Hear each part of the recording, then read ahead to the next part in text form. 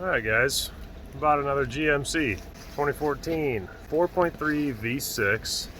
It's in pretty good shape, 220,000 miles, but if you can hear that, it's got a misfire. Misfire detected code. Let's see, let's go to misfire data. Let's see which cylinder is misfiring. Oh, there we go, cylinder 1. Anything else? No. I took the valve cover off. I don't see a broken valve spring or anything like that. So we're gonna start the engine. Hopefully it'll run on the other bank on 3 cylinders. And we're just gonna watch and see if one of these rocker arms isn't moving, then we probably have a collapsed lifter, which is what I suspected from the beginning. So let's start it up. All right, she's running. Oh no, they're all working. Well, no problem yet. And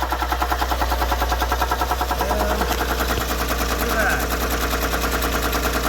No lifter movement.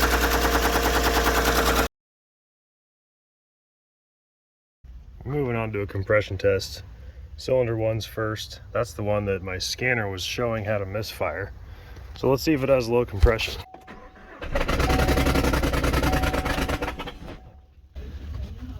Oh yeah, 180, 185. So we're good there. I cleaned up the spark plugs on a wire wheel. They all had some carbon on them and whatnot. Put everything back together. I did swap these 2 coils just to see if misfire moves from cylinder 1 to 3. And we're gonna start it and see if it misfires. Yeah, we're taking this thing apart, trying to get to the time. This engine's not, you know, super easy to work on.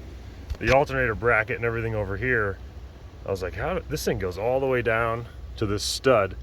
You have to remove the AC compressor and push it forward off of this stud, and then you can get the huge alternator bracket off, which is this thing right here.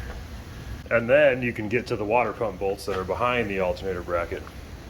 Harmonic balancer's off, and I just cracked open the timing cover. I know there's going to be a connector down here that basically runs from here down to the oil pump, but let's see if we got loose timing components. I hope we do, just because I just want to figure out what's wrong with this thing.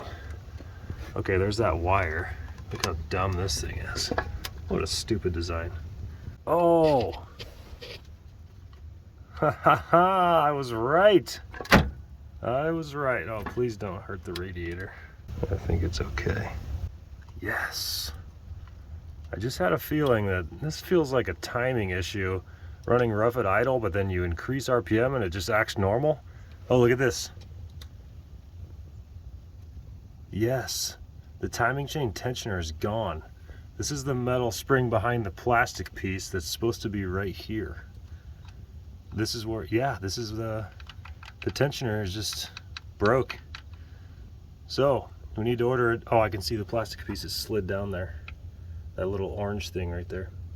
So I need to order a tensioner, probably just do a new chain while we're in here. I mean, may as well. Look at this. So wait a second. This is the balance shaft chain. This is the balance shaft because it's a V6. Not a V8. It's built off of the Gen 5 5.3 and 6.2 LT motors, but they cut 2 cylinders off, which means they had to add a balance shaft to balance the engine so it didn't run with a bunch of vibration. Okay, so the V8s don't have this. I'm not sure exactly how this works, but this chain is clearly too loose. We'll start looking at some parts and tools, but that's our problem. That's a good diag, I guess. We finally got there.